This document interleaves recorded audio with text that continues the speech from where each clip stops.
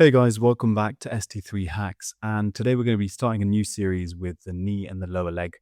I hope you've enjoyed the series up till now, and if you do like the series and have gained value, please can you comment on the podcast and make sure you like and share this podcast to anyone else who will benefit from it.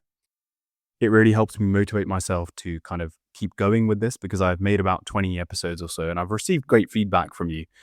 Just want to keep it going so that we have something that really helps each other out. Now, moving on, today's episode is about tibial plateau fractures, and these are high energy mechanism injuries, and we're going to talk about the pathoanatomy and the background knowledge that you need to know beforehand. So tibial plateau fractures represent an intra-articular type of injury of the proximal tibia that involves the weight-bearing surface of the knee.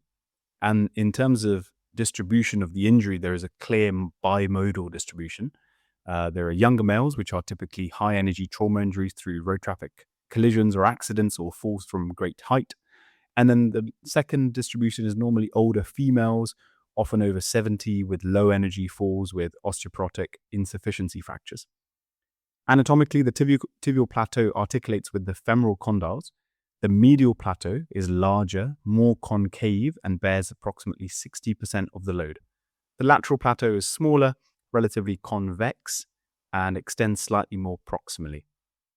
Biomechanically, valgus loading, i.e. the leg is going away from the midline, commonly causes lateral plateau fractures as the most frequent pattern.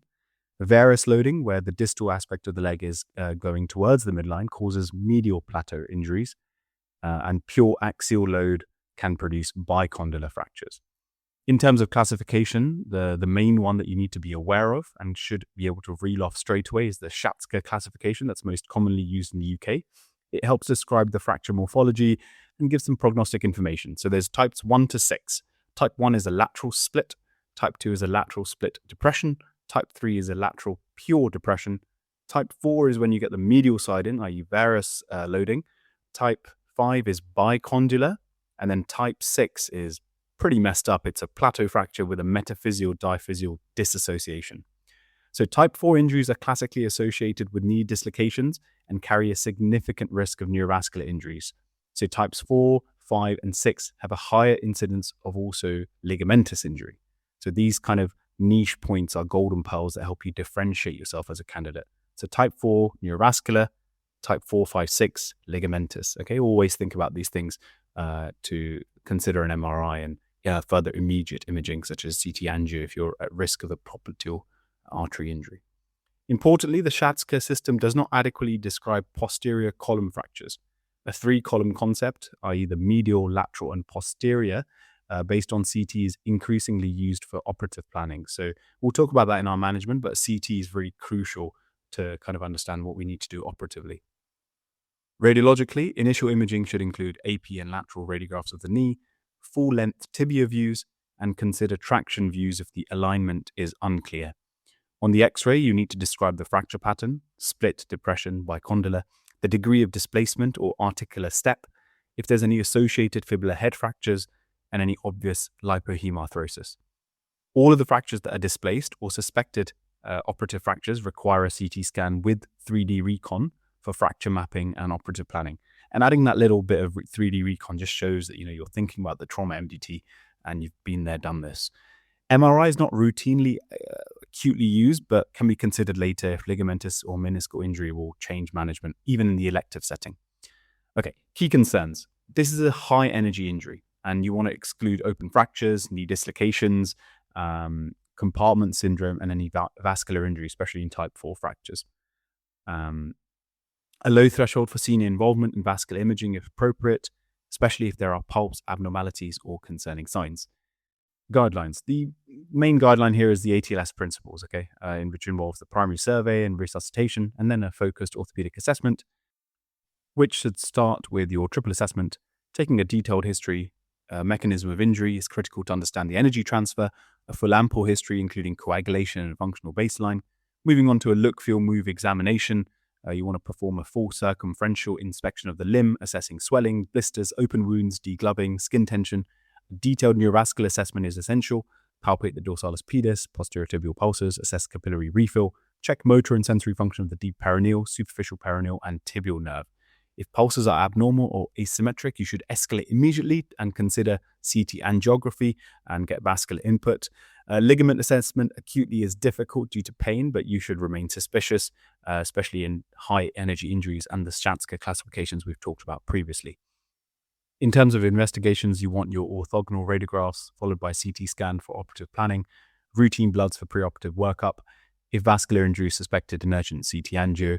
And as we've talked about, an MRI is not really routinely required as it doesn't really alter immediate management. Moving on to acute management, your initial management should include adequate analgesia, an above-knee back slab in approximately 15 to 20 degrees of flexion, along with elevation, regular neurovascular observations, VT prophylaxis, compartment monitoring. And you should say something like, I would admit high-energy injuries for observation due to risk of compartment syndrome, particularly Shatska 5 and 6 patterns. Definitive management really depends on patient and injury factors. Management depends on fracture displacement, stability of soft tissues, comorbidities, and pre-injury function. Non-operative would be appropriate for minimally displaced fractures, stable alignment, significant comorbidity precluding surgery, managed in a hinged knee brace for approximately 8 to 12 weeks with protected weight bearing and closed radiographic follow-up in clinic. Operative management, absolute indications include open fracture, compartment syndrome, vascular surgery, and irreducible fracture dislocations. Relative indications include medial plateau fractures, bicondylar fractures, significant articular depression or displacement, instability. Temporary spanning external fixation may be required in high energy injuries to allow the soft tissues to settle before definitive fixation. This shows really like advanced thinking about your holistic acute traumatic management. Definitive surgery is typically an open reduction internal fixation. As this is an intra-articular injury, the principles of fixation are anatomical reduction of articular surface, restoration of mechanical alignment, and stable fixation to allow early range of motion. Techniques include percutaneous screws and selected split grafts, raft screws with bone graft or substitute for depression fractures. I would look this up. I don't really know much about it, but it's a really clever technique. Buttress plating for shear patterns, so that you protect that fragment from slipping down. Dual plating for bicondylar injuries. And really the primary goal here is to restore the joint congruity to reduce risk of post-traumatic arthritis. Complications. So there are early and late complications. Early include compartment syndrome, neurovascular injury, infection, DVT-PE. Late include malunion, non-union, metalwork irritation, post-traumatic osteoarthritis, which these patients are very high risk for, stiffness, and bicondylar and high energy injuries usually carry higher complication rates, obviously.